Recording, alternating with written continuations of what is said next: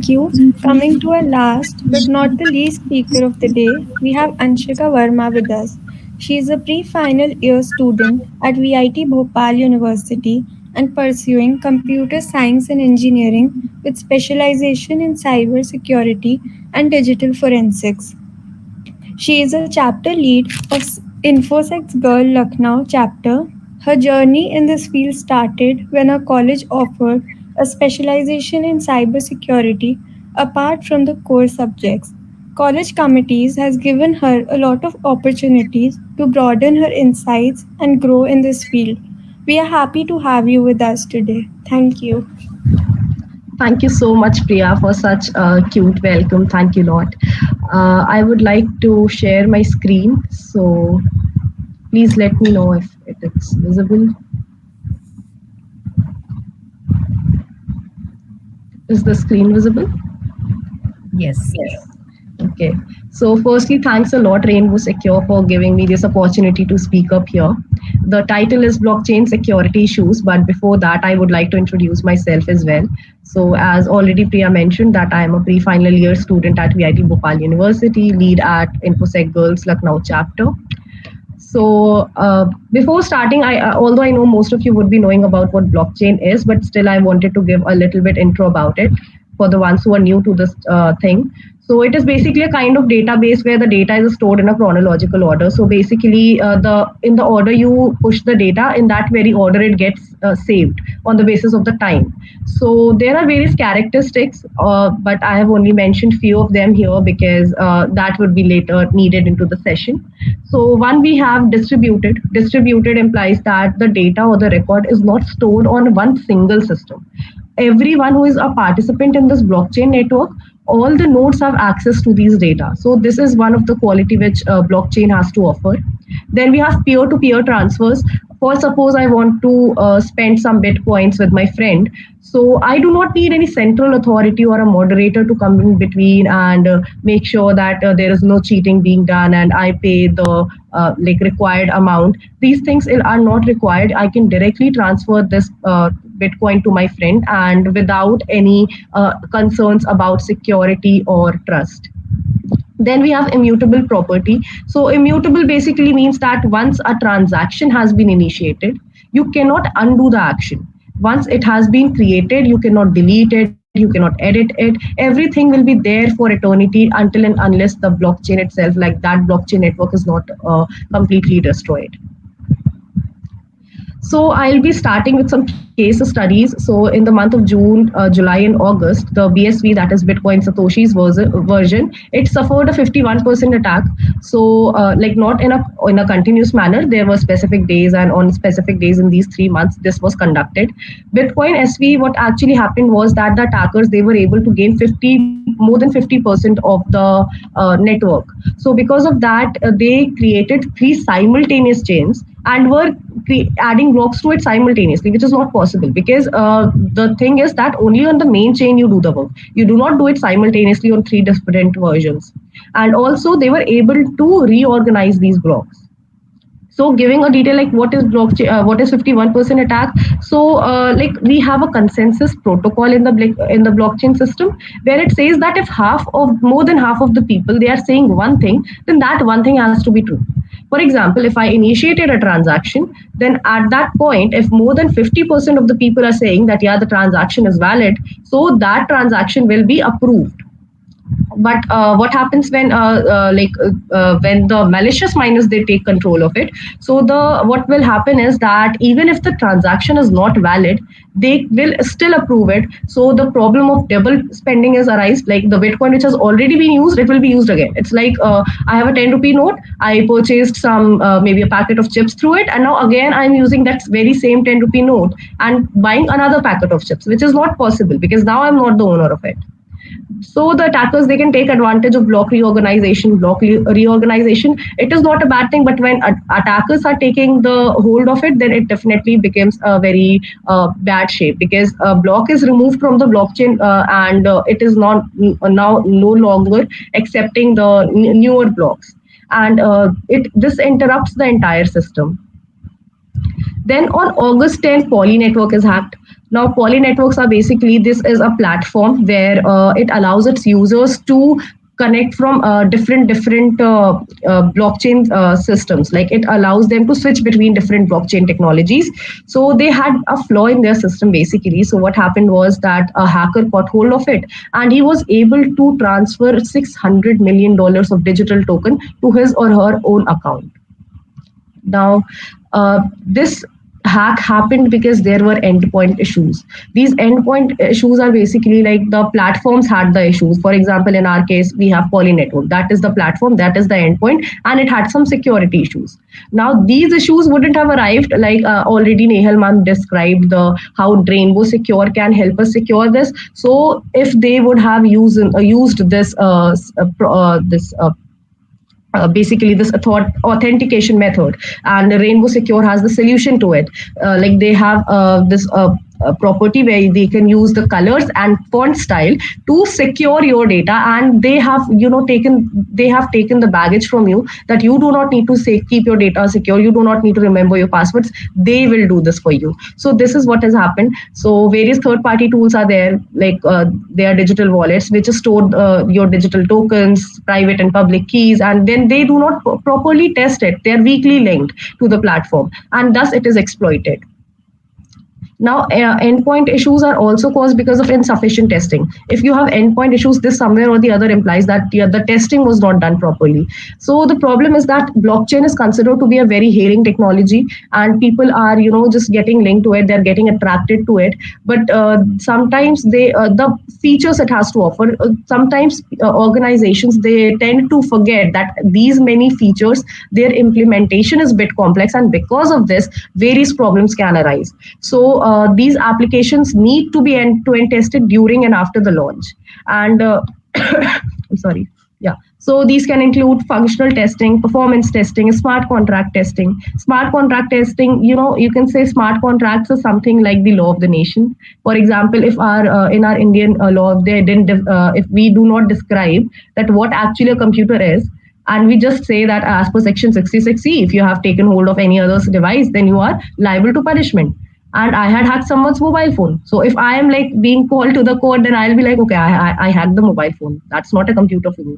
That is why it is necessary for them to describe each and everything. So it's more about playing with the laws. So smart contract testing is also important. You need to check that whatever requirements are there, whether they are being fulfilled or not, whether each and everything is implemented or not, or is there any way the people can bypass it, the attackers can play with these rules or these basically codes. So these are the things which are required to be done. Moving on to the next slide, we have unpredictable future of cryptocurrencies in various nations. So various nations are there who have still not a clear stance of what they think about the blockchain, and especially the cryptocurrencies, because there are nations who have not said that it is illegal, but they have also not said that it is legal. So people of that nation, if they have purchased bitcoins or cryptocurrencies like ethers, so the problem is, what if after some days or years or months this will be banned? This can cause problems. Then this shows that there are regulatory issues. Regulatory issues may not seem that much directly linked to the security issue of the blockchain, but it somewhere or the other is, because there are various fake sites. One thing is that there are various fake sites being created and hosted for users to invest into bitcoins, and victims are unable to report them. Why? Because the laws are not clear. The administrative people, the people who are maintaining the law and order, they have not been told anything about it. So whenever these kind of news comes up, they are not sure whether they have to treat them as a criminal or not, because law says nothing about them. And until and unless the laws are not specified, they cannot do anything. And second thing is this, that even if the law is specified, you have these geographical boundaries. We live into the geographical boundaries, but not the internet. We have someone from America or someone from any other state or any other country, he or she does this. So it is very much difficult to catch them, because also of the anonymity property which this blockchain has to provide us. So these are the various things. Another is that Article 19 in Argentina. Now various laws are there which are actually coming into directly contradiction with what the other laws have to say. So like in Argentina, they say that they have the people have the right to be forgotten. So this basically means that if I want Facebook, to not have any of my data. So if I am a citizen of Argentina, my government gives me this right that I can get my data back. But as we already discussed, that blockchain has immutable property, so you cannot get hold of this data. Now, immutable property means that you cannot change it. Change it. Like I can explain how. Because see, in the blocks there are transactions, and whenever the hash is created, that transactions hash is also created. All these transactions, for example, there are 100 transactions in this block, and each and every transaction has its hash value, and the block which is being formed also consists the hash value of these transactions. And the new blocks which are being created, they are dependent on the previous block's hash value. So if I'm removing one of the data, this block's hash value changes. Then because of this, the other block's hash value changes, and like this, the chain will go on, and this will lead to complete disruption in the system. So this is not possible. So what we need right now is that nations need to come up together. They need to decide that what all data has to be visible and what all is not, because definitely no one would no nation would love to share their citizens data with others. So privacy is something which is really important for, and every nation tries to ensure that their customers or their citizens data is protected. Then we have scalability issues. So Tata Communications in 2018, they conducted this study, and they said that around 44% of the industries, they are deploying blockchain technology.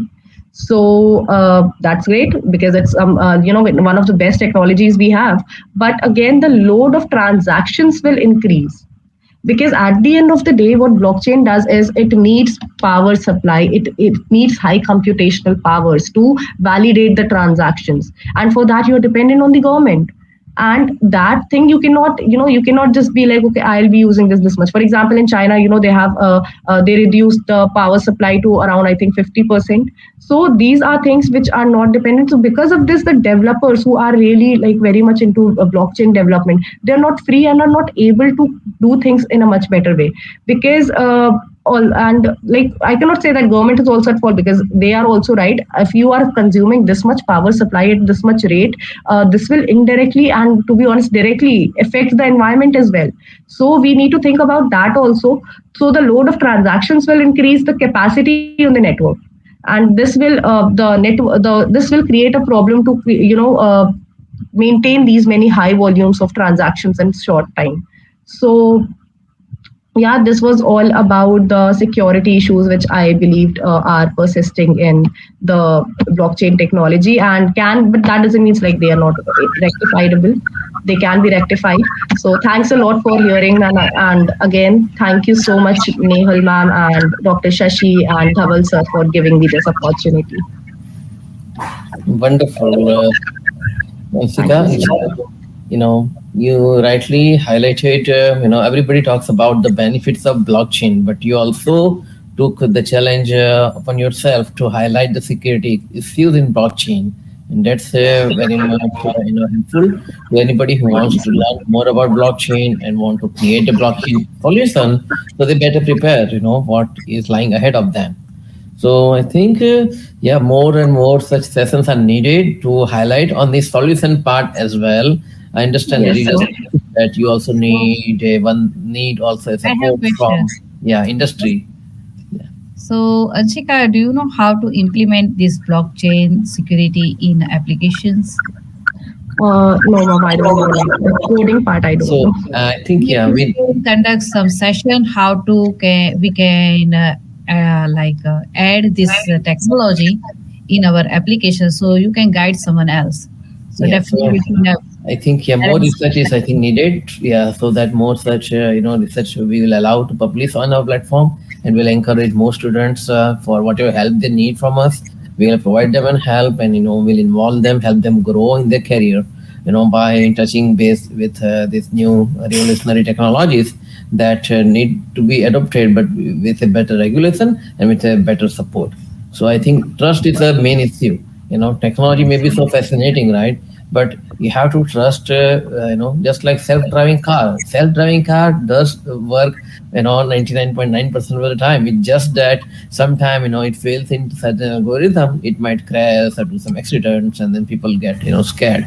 So here also with the blockchain, it's irrelevant whether somebody is using Bitcoin or not, but blockchain by itself is a concept that can be adopted because of the nature of the irrefutable, ledger. That concept should be further expanded.